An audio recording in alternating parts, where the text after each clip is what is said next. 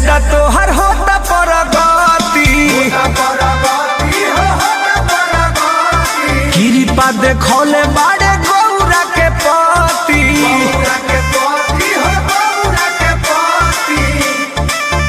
हाँ पहिले से ज्यादा तोहर होता परगति। कृपा देखौले बाड़े गौरा के पति रे।